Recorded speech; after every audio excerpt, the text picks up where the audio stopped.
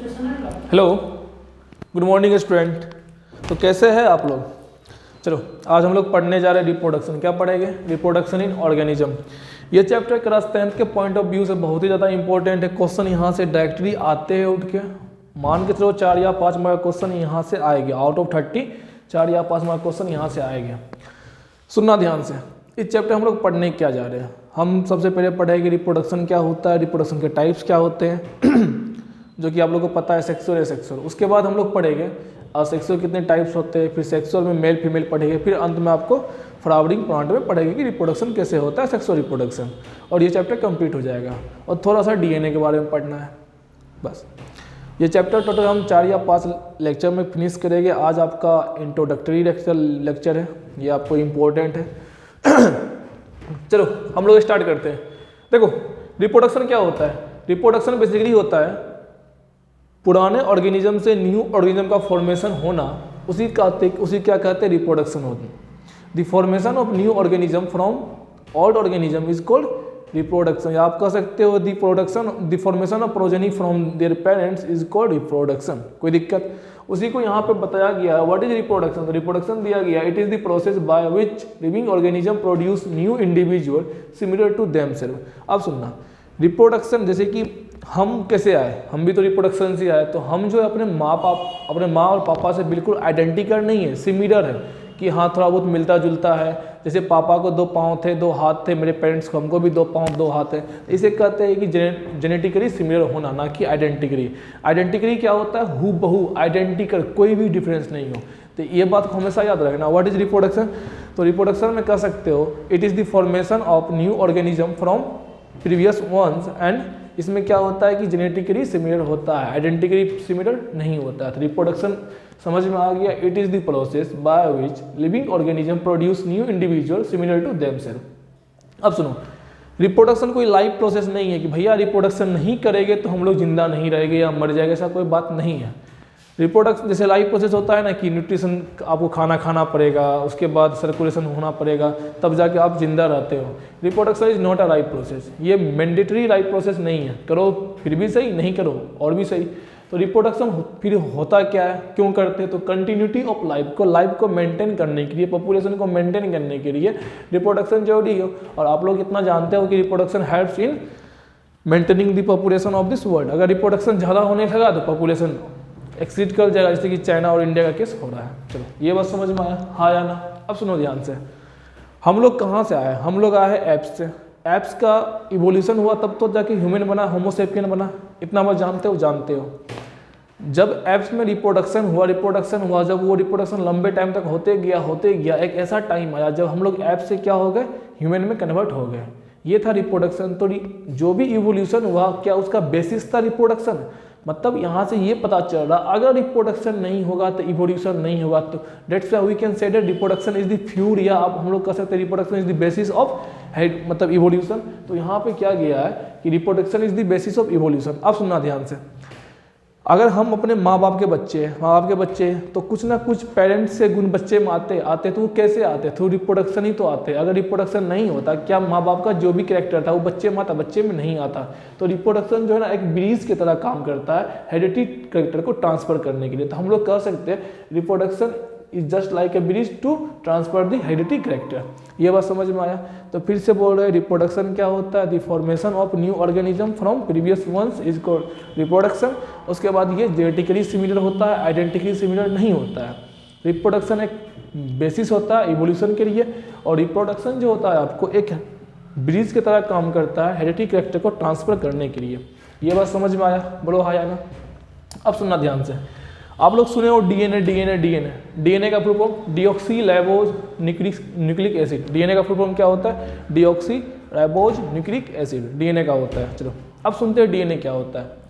आप लोग cell division पढ़े हो? बोलो, जब भी सेल डिवीजन होता है तो क्या क्या एक सेल 2 सेल में कन्वर्ट होता है, जिसको हम माइटोसिस बोलते थे, क्लास 9th याद करो, बोलते थे। तो होता क्या है कि जब ये जो आपका पेरेंट सेल होता है ना, जो डिवाइड करके डॉटर सेल जो बनाएगा, पीसी जो डीसी में कन्वर्ट होता है। पीसी मतलब पेरेंट सेल, डीसी मतलब डॉटर सेल। तो पेरेंट सेल में जो डीएनए होगा वो डीएनए जब पेरेंट सेल डिवाइड होगा तो क्या कार्योकाइनेसिस और साइटोकाइनेसिस होगा। आप लोग पढ़े हो कि जब भी एक सेल डिवाइड करता है तो वहाँ पे क्या होता है, साइटोप्लाज्म का भी डिवाइडेड होता है और न्यूक्लियस का भी डिवाइड होता है। तो साइटोप्लाज्म के डिवाइड को कहते हैं साइटोकाइनेसिस और न्यूक्लियस के मतलब डिवाइड को कहते हैं कार्योकाइनेसिस। जब एक सेल डिवाइड करता है तो उसके अंदर जो डीएनए प्रेजेंट होता है वो भी हाफ हाफ में डिवाइड हो जाता है। जो डॉटर सेल आया, क्या वहाँ पे पूरा डीएनए आया? पूरा डीएनए नहीं आया। क्यों नहीं आया? क्योंकि एक पेरेंट सेल से 2 डॉटर सेल बना तो डीएनए आधा आधा बढ़ गया। अब डीएनए अगर आधा रहेगा तो काम चलेगा ही नहीं ह्यूमन बींग्स का। तो डीएनए क्या करता है कि यहाँ अपने आप को कॉपी करके पूरा डीएनए बनाता है, और डीएनए जो अपने आप को कॉपी करता है, पूरा डीएनए बनाता है in a daughter cell, it is called DNA replication या डीएनए कॉपिंग। अब सुनना, डीएनए रेप्लिकेशन, डीएनए कॉपिंग क्या होता है। DNA replicate itself in the reproducing cell during a cell division. It is called DNA copying या DNA replication. सुनना ध्यान से, DNA replicate itself in reproducing cell during cell division. It is called DNA copying या DNA replication. अब सुनो, अगर ये जरूरी क्यों है? अगर डीएनए अपने आप को रेप्लिकेट नहीं करेगा डॉटर सेल में, क्या पूरा डीएनए बनेगा? जब पूरा डीएनए नहीं बनेगा तो इंडिविजुअल जो है ना पूरी तरह से डेवलप नहीं होगा। अब इंडिविजुअल डेवलप क्यों नहीं होगा, इस बात को सुनना। ये जो डीएनए होता है ना, डीएनए क्या होता है, डीएनए के अंदर पूरा फॉर्मूला छिपा हुआ है। आपका बॉडी में जो भी प्रोटीन बनेगा, जो भी अमाइनो एसिड बनेगा, उसका फॉर्मूला कहाँ होता है? डीएनए के अंदर होता है। अगर डीएनए में कुछ भी चेंज हुआ ना तो बॉडी में चेंजेस होगा। डीएनए फॉर्मूला है, उस फॉर्मूला को हमारा बॉडी पहचानता है, तब जाके एक बॉडी बनता है। अगर डीएनए में कुछ भी चेंज हुआ फॉर्मूला में तो बॉडी के डिजाइन में चेंज होगा। तो यहाँ पे लिखा गया DNA in the nucleus is the information source of making protein. ये एनसीईआरटी का लाइन कहती है। पहली बात, जो डीएनए होता है न्यूक्लियस के अंदर होता है। आप लोग को बता चुके हैं कि 2.2 मीटर का डीएनए होता है, न्यूक्लियस के अंदर होता है। ये सेल के न्यूक्लियस के अंदर होता है। साथ में साथ क्या होता है, डीएनए के अंदर बहुत सारे इंफॉर्मेशन होता है प्रोटीन बनाने के, यानी कि अमाइनो एसिड बनाने के लिए। अगर डीएनए में अगर ये फॉर्मूला कुछ भी डिस्टर्ब हुआ तो बॉडी डिस्टर्ब हो जाएगा, बॉडी सही ढंग से डेवलपमेंट नहीं होगा। इसलिए डीएनए को अपने आप को रेप्लिकेट करना पड़ता है डॉटर सेल में during a cell division. It is called DNA replication. और डीएनए रेप्लिकेशन इंपॉर्टेंट क्यों है, ये क्वेश्चन एनसीईआरटी में दिया और ये इंपॉर्टेंट भी है। डीएनए रेप्लिकेशन ये इंश्योर करता है कोई जो बॉडी आप बनेगा वो फुल्ली तरह से डेवलप बनेगा, उसमें एक फिजिकली फिट आदमी आएगा, फिजिकली फिट मनुष्य आएगा। अगर डीएनए रेप्लिकेशन नहीं होगा तो information source of making protein बनेगा नहीं, तो प्रोटीन नहीं बनेगा तो बॉडी भी नहीं बनेगा। ये बस समझ में आया। तो डीएनए क्या है, डीएनए रेप्लिकेशन क्या है? डीएनए कुछ नहीं होता है, डीएनए के अंदर फॉर्मूला होता है प्रोटीन बनाने का। वो फॉर्मूला अगर डिस्टर्ब हुआ तो बॉडी नहीं बनेगा। तो डीएनए जब एक पार्ट से, जब एक सेल 2 सेल में बटा तो डीएनए भी बटा, तो डीएनए को पूरा बनना होगा। अगर पूरा नहीं बनेगा तो कोई बॉडी पूरी तरह से कंप्लीटली डिजाइन नहीं होगा। तो डीएनए अपने आप को रेप्लिकेट करता है during a cell division. It is called DNA copying. DNA अपने आप कॉपी करता है during a cell division. It is called DNA copying. अब जब ये डीएनए कॉपी जो करता है, ये केमिकल रिएक्शन को यूज करता है ड्यूरिंग अ सेल डिवीजन। मतलब डीएनए क्या करता है, अपने आप को कॉपी करने के लिए केमिकल रिएक्शन को यूज करता है। यही आपका what is DNA कॉपिंग and DNA कॉपिंग is क्यों इंपॉर्टेंट है हमारे लिए, ये आपको मतलब पढ़ना है और ये क्वेश्चन आएगा। चलो एक टर्म आता है वेरिएशन। वेरिएशन क्या होता है, सुनना ध्यान से।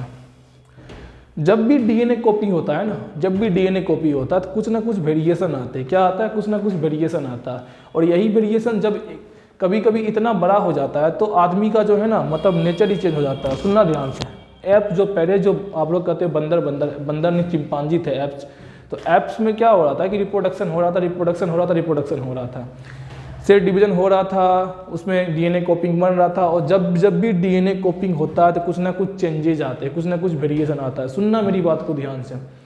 जब डीएनए कॉपिंग होता है तब तक कुछ ना कुछ चेंजेज आते हैं, और यही चेंजेज जो है ना इवोल्यूशन के लिए इंपॉर्टेंट होते हैं। एप्स पे मतलब अर्थ पे थे, जब वो रिप्रोडक्शन किए तो रिप्रोडक्शन से जब हो रहा होगा, क्या सेल डिवीजन भी हो रहा होगा, तो जब भी सेल डिवीजन हुआ तो कुछ ना कुछ चेंजेज आया। और जब ये चेंजेज जब एक्सप्रेस कर गया, एक ऐसा टाइम आया जब ये चेंजेस पूरी तरह से जब ये चेंजेस एक्सप्रेस कर गया तो एप्स से क्या बन गया, ह्यूमन बन गया, होमो सैपियन बन गया। तो चेंजेस जो होता है ना, आपको गुड भी आता है और बैड भी आता है, गुड चेंजेस भी आएगा और बैड चेंजेस भी आएगा। इसी चेंजेस को हम लोग क्या नाम दिए, वेरिएशन नाम दिए। वेरिएशन क्या करता है, सुनना ध्यान से। वेरिएशन किसी भी स्पीसीज को बदलते इन्वायरमेंट के साथ अपने आप को स्टेबल रखने में हेल्प करता है। जैसे कि मानो हमारे जो दादा लोग थे उस टाइम अर्थ पूरा प्योर था, ज़्यादा पोल्यूटेड नहीं था, तो उस टाइम जो है ना वो आराम से जिंदा रह रहे थे, तो उनका भी सेल डिवीजन में जो है ना चेंजेज आए होंगे ड्यूरिंग डीएनए कॉपिंग, हाँ या ना, आए होंगे। उसके बाद जब वो रिप्रोडक्शन किए तो पापा आए, तो पापा के टाइम अर्थ थोड़ा पोल्यूट होना ज़्यादा स्टार्ट हुआ, हम लोग के टाइम और पोल्यूट हो गया। अगर हम लोग के डीएनए में चेंजेज नहीं आता तो हम लोग जो अभी जो ज़माना है ना, अभी इतना जो पोल्यूटेड एरिया मतलब पोल्यूटेड जो वर्ल्ड है, इसमें हम लोग अपने आप को एडप्ट नहीं कर पाते। तो वहाँ चेंजेज आया, डेट्स वाई हम यहाँ पे एडप्ट कर लिए। अगर दादा के सेल डिवीजन के दौरान अगर डीएनए कॉपिंग के दौरान चेंजेज नहीं आता तो हम उसी वर्ड के अनुसार आज रहते, तो इस वर्ड में हम लोग अपने आप को जिंदा नहीं रख पाते। ये समझ में आया? बोलो हाँ या ना। चलो ये आपको हम थोड़ा बहुत एडिटिंग में पढ़ा दिए थे। अब सुनना ध्यान से, reproduction are of two types, एक होता है सेक्सुअल रिप्रोडक्शन, एक होता है असेक्सुअल रिप्रोडक्शन। सेक्सुअल रिप्रोडक्शन क्या होता है? The formation of new organism from the fusion of gametes is called sexual reproduction. Sexual reproduction होता है जब भी नया ऑर्गेनिज्म बनता है दो पेरेंट्स के हेल्प से और दो पेरेंट्स से गैमीट्स से हेल्प से, उसे कहते हैं हम लोग सेक्सुअल रिप्रोडक्शन। और एसेक्सुअल रिप्रोडक्शन क्या होता है? Formation of new organism from single parents और without the involvement of gametes is called asexual reproduction. जब भी कोई नया ऑर्गेनिज्म बनता है बिना किसी दो पेरेंट्स के इन्वॉल्वमेंट से, बिना उनके फ्यूजन मतलब उनके गैमीट्स के फ्यूजन से, उसे कहा जाता है एसेक्सुअल रिप्रोडक्शन। सुनना ध्यान से, आपको बताया गया असेक्सुअल रिप्रोडक्शन। असेक्सुअल रिप्रोडक्शन में क्या क्या होता है? एक ही पेरेंट्स का इन्वॉल्वमेंट होगा, गैमीट्स वहाँ फॉर्म नहीं होता है, और जो प्रोजेनी आते हैं, जो उनका मतलब बच्चे आते हैं, वो पूरी तरह से आइडेंटिकल होते हैं। जैसे फ्यूजन इन अमीबा, ये अमीबा होते हैं, अमीबा टूटेगा दो अमीबा में कन्वर्ट हो जाता है, तो इसे कहते हैं फ्यूजन। तो फ्यूजन में अमीबा के आइडेंटिकल होते हैं, जेनेटिकली नहीं आइडेंटिकल होते हैं, हू बहू आते हैं। तो ये असेक्सुअल रिप्रोडक्शन का 3 पॉइंट है, आपको याद करना, एनसीईआरटी में दिया हुआ है। दूसरा है सेक्सुअल रिप्रोडक्शन। सेक्सुअल रिप्रोडक्शन क्या होता है? इसमें बोथ पेरेंट्स आर इन्वॉल्व, दोनों पेरेंट्स का इन्वॉल्व होते हैं, गैमीट्स फॉर्म होते हैं, एक होता है मेल गैमीट्स, एक होता है female gametes. Male gametes sperm होता है, फीमेल गैमीट्स ओवम होता है। गैमीट्स क्या होता है? जर्म सेल होता है जो कैपेबल होता है न्यू ऑर्गेनिज्म का फॉर्मेशन करने के लिए, उसे कहते हैं गैमीट्स। और इसमें जो होता है प्रोजेनी आइडेंटिकल नहीं होते, सिर्फ जेनेटिकली सिमिलर होते हैं, हूबहू नहीं होते हैं। तो ये डिफरेंस पूछेगा, बता दीजिएगा। What is sexual reproduction? The formation of new organism from the fusion of gametes is called sexual reproduction. In sexual reproduction both parents are involved. Asexual reproduction क्या होता है? The formation of new organism from single parents and without the involvement of gametes is called asexual reproduction. समझ में आया? और asexual reproduction में क्या होता है कि प्रोजेनी आइडेंटिकल होता है, और सेक्सुअल में क्या होता है? सिमिलर होता है। ये समझ में आया? आ गया। अब सुनना ध्यान से, अब आगे का टॉपिक है types of asexual reproduction.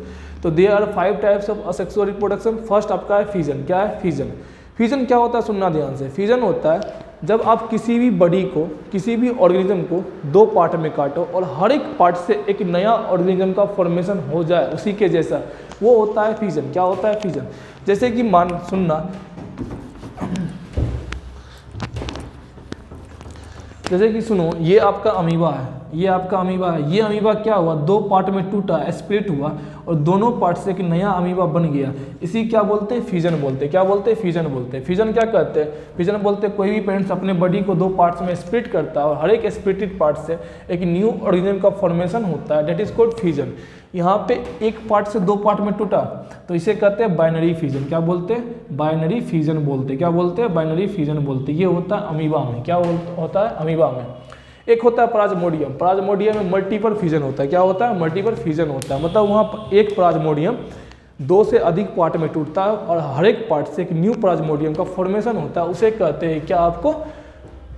Multiple fusion. तो फ्यूजन में आपको एग्जांपल याद करना है कि अमीबा में होता है और प्लाज्मोडियम में होता है। और ज़्यादा याद करना है तो अमीबा में बाइनरी फ्यूजन होता है और प्लाज्मोडियम में आपको मल्टीपल फ्यूजन होता है। ये बात समझ में आया? हाँ या ना? दूसरा आता है आपका बडिंग। क्या होता है? बडिंग। बडिंग क्या होता है? कोई भी इंडिविजुअल है, कोई भी ऑर्गेनिज्म है, उसका जो एक्स्ट्रा ग्रोथ पार्ट होता है, जो ज़्यादा पार्ट जो ग्रोथ हो गया वो पार्ट टूट के बड के फॉर्म में वो पार्ट फॉर्मेशन करता है। और सुनना ध्यान से, जैसे मान के चलो, एक मिनट,